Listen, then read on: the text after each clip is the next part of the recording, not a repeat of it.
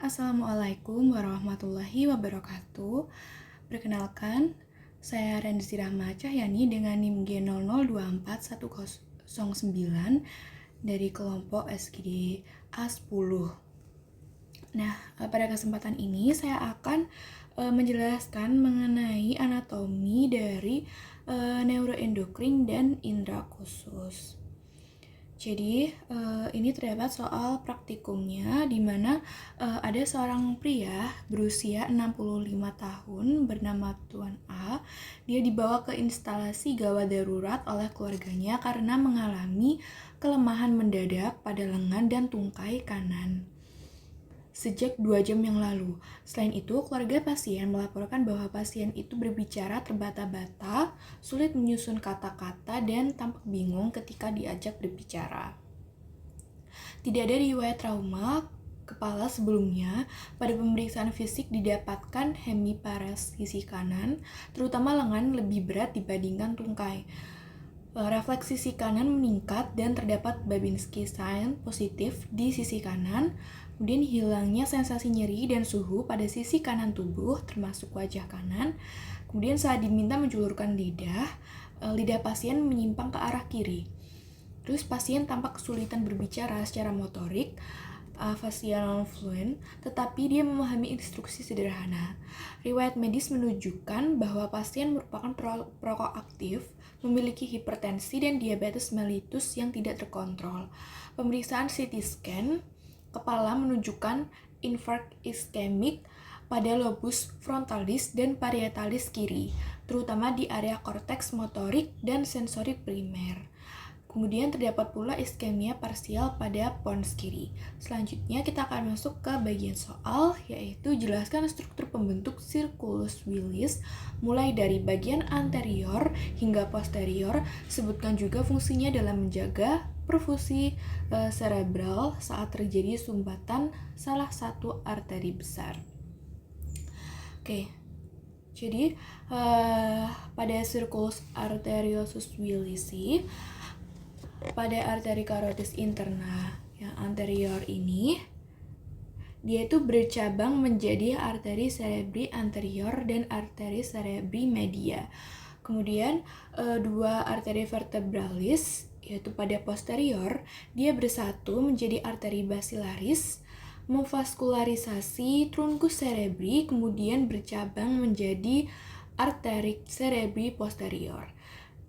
Kemudian dua arteri cerebri anterior ini dihubungkan oleh komunikans anterior. Selanjutnya arteri cerebri posterior dan arteri cerebri media, dia itu dihubungkan oleh arteri komunikans posterior. Oke, untuk soal selanjutnya, sebutkan dan jelaskan perbedaan antara traktus corticospinalis dan traktus spinothalamicus. Jadi, untuk traktus corticospinalis sendiri ini, pada traktus corticospinalis ini, dia itu fungsi utamanya yaitu untuk kontrol motorik volunteer. Jadi yaitu merupakan gerakan yang sadar. Jadi dia itu mengontrol gerakan otot rangka yang disengaja, terutama pada ekstremitas, yaitu pada tangan, kaki, kemudian jari-jari tangan, jari-jari kaki, seperti itu. Nah, dia itu kemudian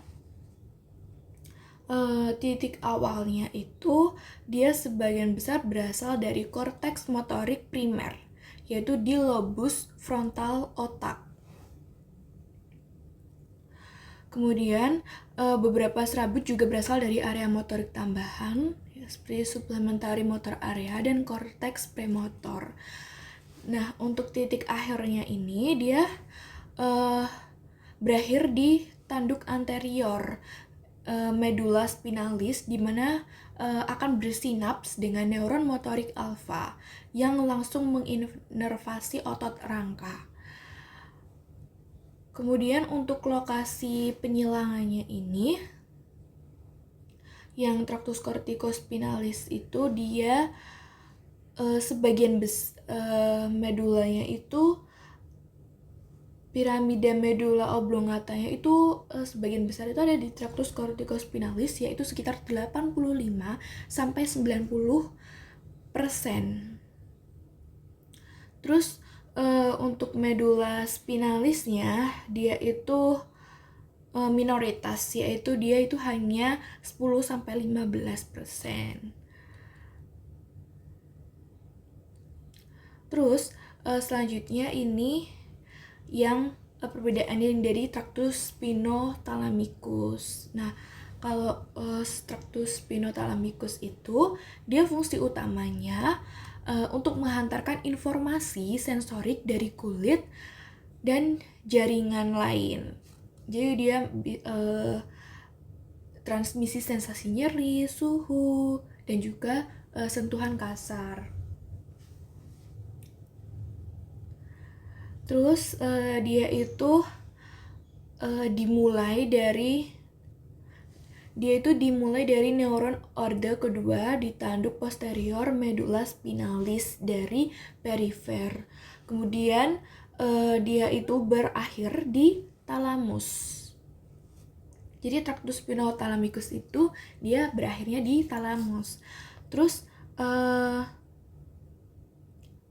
dia itu yang di medula spinalisnya dia itu terletak di kolumna anterolateral substansia putih medula spinalis. Jadi traktus ini berjalan naik di sisi kontralateral dari input sensorik yang diterimanya. Oke, selanjutnya untuk soal selanjutnya yaitu sebutkan pembagian truncus cerebri atau batang otak. Jadi yang pertama ini ada mesencephalon. Nah, mesencephalon ini kita bisa mengingat-ingat bahwa dia bentuknya itu seperti kepala Mickey Mouse. Terus di bagian ini dia ada yang namanya crus cerebri. Ini adalah bagian crus cerebrinya. Terus ini ada tegmentum mesencephali, ada tectum mesencephali, terus ada aqueductus mesencephali, terus ada fossa interpeduncularis. Terus kita ini gampang banget untuk memudahkan kita mengingat. Ini ada substansia nigra di mana dia itu warnanya lebih gelap daripada bagian-bagian yang lainnya, seperti itu. Nah, terus jadi mesencephalon ini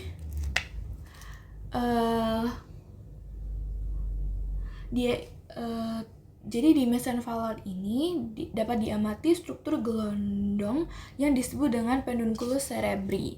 Jadi ini pedunculus cerebrinya. Jadi, pedunculus cerebri itu dia tersusun dari crus cerebri sendiri ini, terus ada tegmentum. Jadi, struktur di antara pedunculus itu disebut fossa interpeduncularis. Dari fossa ini itu dia akan keluar dari fossa interpeduncularis dia akan keluar nervus 3. Nervus 3 yaitu oculomotorius. Nah, pada aspek dorsal kita itu dapat melihat terdapat patonjolan. Yang keempatnya itu disebut dengan corpora quadrigemina. Struktur ini itu merupakan bagian dari tectum. Nah, corpora quadrigemina itu sendiri tersusun atas dua pasang colliculus, yaitu colliculus superiores dan colliculus interferiores. Terus corpora geniculata dia dilihat dari aspek lateral. Colliculus superiores itu dihubungkan dengan corpora geniculata lateral oleh brakea. Colliculus superiores itu terlibat dalam fungsi penglihatan, yaitu dalam pergerakan motorik mata. Sedangkan yang colliculus inferiores dia itu terlibat dalam fungsi pendengaran, dihubungkan ke corpora geniculat medial oleh brakea colliculi inferioris. Oke. Nah, selanjutnya ini bagian yang kedua yaitu pons. Nah, pons ini dia itu disebut juga dengan pars basilaris pontis. Pada sisi ini dapat dilihat sulcus basilaris pontisnya. Jadi sulcus basilaris pontis. Terus dia itu sulcus basilaris pontisnya itu berjalan di garis tengah. Sulcus basilaris pontis itu dia dilewati oleh arteri basilaris. Kemudian alur horizontal pada pons itu terbentuk oleh tractus pontocerebellaris. Nah, batas bawah dari pons merupakan suatu alur yang dikenal sebagai sulcus bulbopontinus. Nah, alur ini merupakan tempat keluarnya nervus 6. Jadi dia itu merupakan keluarnya nervus 6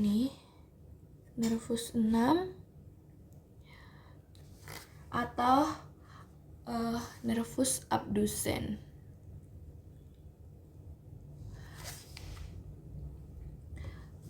Oke, nah selanjutnya ini bagian yang ketiga itu ada medulla oblongata. Jadi medulla oblongata itu di sisi dorsal dia biasanya disingkat dengan medulla. Jadi di lateralnya itu kita dapat mengamati adanya tuberculum corneatum, sedangkan di medialnya itu dapat diamati tuberculum gracile. Nah, nucleus cuneatus dan nucleus gracile itu secara berurutan merupakan penyusun kedua tuberculi tersebut. Di antara kedua tuberculi tersebut terdapat alur pemisah yang disebut dengan sulcus intermedius posterior. Seperti itu.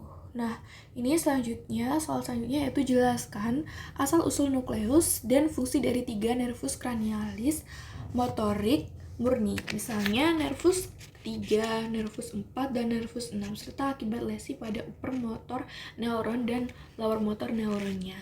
Nah, aku mau jelasin dulu tentang asal-usul nukleus okulomotorik, yaitu nukleus ketiga.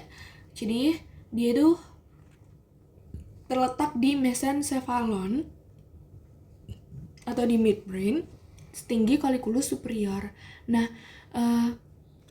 nervus okulomotorik ini adalah kompleks dan dia itu memiliki beberapa subnukleus untuk mengontrol otot-otot yang berbeda.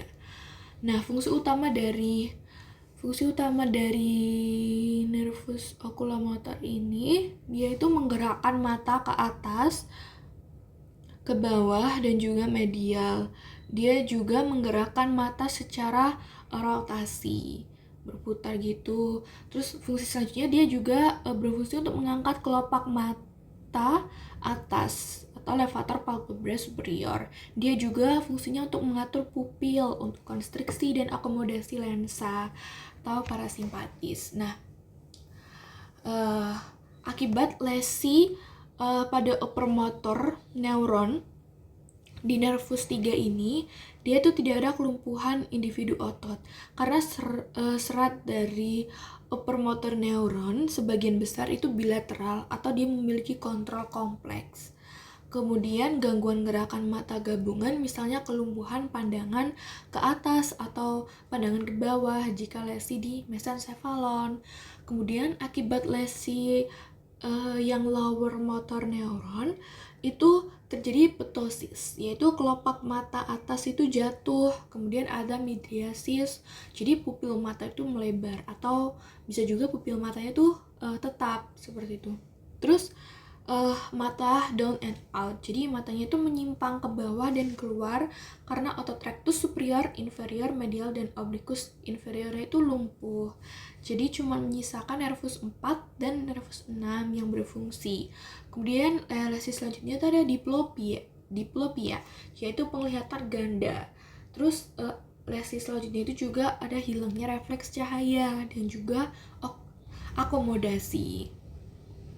Nah, ini untuk nervus yang keempat, yaitu nervus trochlearis. Jadi asal usul dari nervus trochlearis itu dia terletak di mesencephalon. Jadi dia tepat di bawah nukleus oculomotorik setinggi colliculus inferior. Nah, nervus trochlearis ini satu-satunya nervus cranialis yang seratnya keluar dari aspek dorsal batang otak dan menghilang sepenuhnya sebelum keluar. Jadi fungsi utamanya dia tuh menggerakkan mata ke bawah dan ke medial. Terus ini tuh lesi dari upper motor neuron, dia sangat jarang menunjukkan defisit jelas karena kontrol upper motor neuronnya dia tuh bersifat bilateral, sehingga lesi unilateral dari upper motor neuron itu seringkali tidak menyebabkan gejala yang jelas. Sedangkan kalau lesi yang lower motor neuron dari nervus 4 ini yaitu terjadinya mata berotasi ke atas dan keluar karena otot oblikus superior yang seharusnya torsi dan depresi lumpuh. Kemudian juga lesi selanjutnya dia diplopia vertikal atau torsi paling jelas saat melihat ke bawah dan medial. Jadi pasien itu mungkin memiringkan kepala ke sisi berlawanan untuk mengkompensasi. Nah, selanjutnya untuk nervus yang keenam yaitu nervus abducens, dia itu asal usulnya dia terletak di pons, yaitu batang otak yang bagian bawah. Terus nervus abducens ini memiliki hubungan penting dengan pusat pandangan horizontal yang mengatur gerakan mata. Jadi fungsinya itu dia menggerakkan mata ke lateral, yaitu abduksi melalui autorectus lateralis. Jika terjadi lesi upper motor neuron, itu jadi kelumpuhan pandangan lateral, yaitu mata tidak dapat bergerak ke lateral melewati garis tengah. Jika terjadi lesi lower motor neuron, mata itu menyimpang ke medial karena otot rectus lateralis itu lumpuh, seperti itu. Terus lesi selanjutnya juga tidak dapat mengabduksikan mata melewati garis tengah. Oke, untuk soal yang selanjutnya yaitu mengenai jelaskan lokasi dan fungsi dari area Brodmann, yaitu area 4, area 1, 2, 3 dan juga area 4. Area 44 dan 45 dan area 22. Jadi untuk area yang keempat itu dia yaitu untuk area motorik primer. Jadi dia fungsinya untuk jadi area 4 itu dia ada di sini. Ini yang merah ini. Ya, yang merah ini ya. Jadi dia itu untuk fungsinya mengontrol gerakan volunteer wajah dan ekstremitas. Dia berkaitan dengan tractus pyramidalis. Nah, untuk lesinya itu yaitu terjadi paresis. Nah, untuk area Brodmann yang 1, 2 dan 3 itu ada di sini. Dia bersebelahan sama area Brodmann yang keempat. Nah, untuk yang area Brodmann 1, 2, 3 itu dia fungsinya untuk area sensorik primer.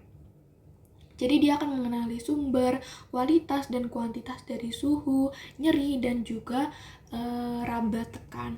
Kemudian untuk yang area Brodmann yang 44 dan 45. Ini. Jadi dia itu untuk area bicara sensorik.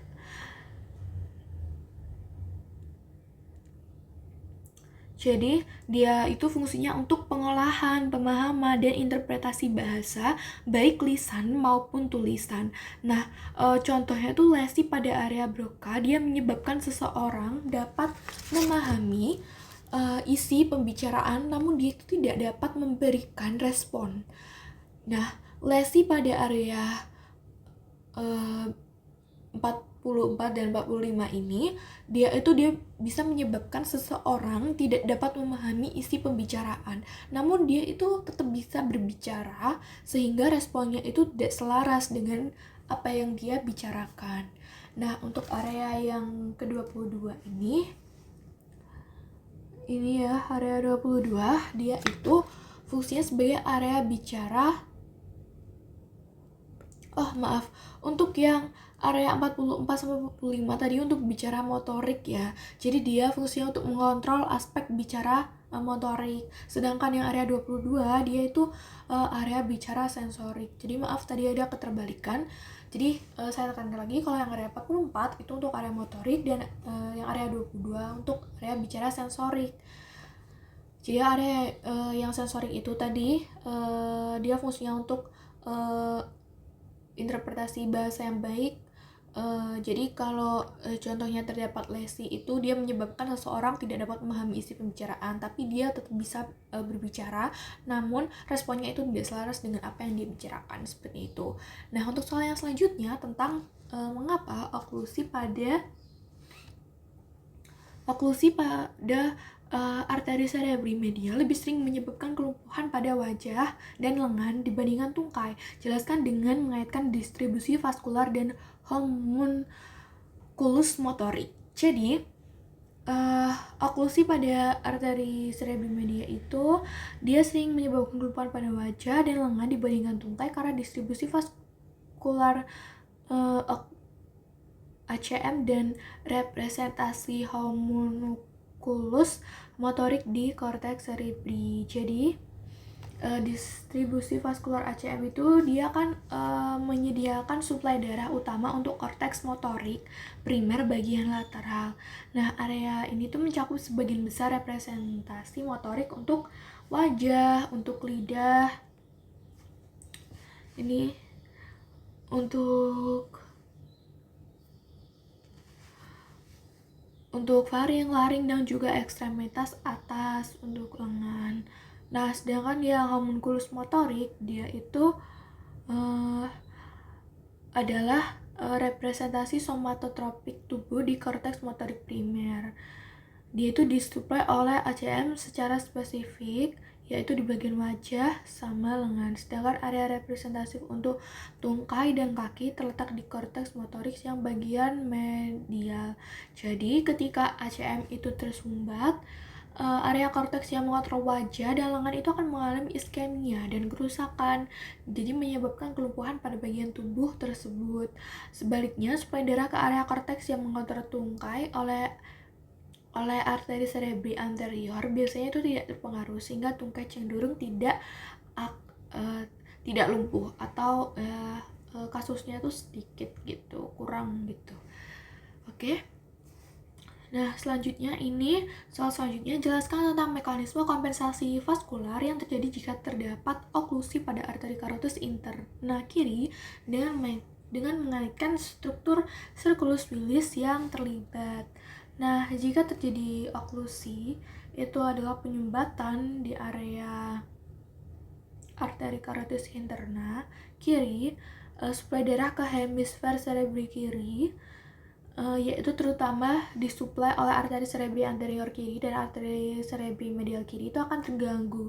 Jadi mekanisme kompensasi vaskular yang terjadi itu yang melibatkan sirkulus wilis itu akan terbentuk lingkaran di dasar otak yang menghubungkan sistem vaskular anterior dan posterior. Jadi mekanismenya itu darah itu dari arteri karotis interna kanan yang sehat itu akan mengalir ke arteri cerebri anterior kanan.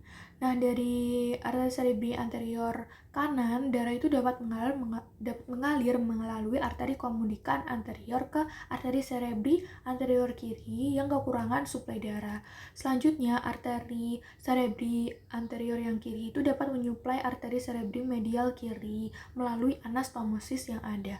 Kemudian, darah dari sistem vertebrobasilar akan menyuplai arteri cerebri posterior. Nah, dari arteri cerebri posterior kiri, darah itu dapat mengalir melalui arteri komunikan posterior kiri kembali ke arteri karotis interna kiri. Nah, pada bagian distal dari oklusi, kemudian akan memungkinkan darah menyuplai arteri cerebri anterior kiri dan arteri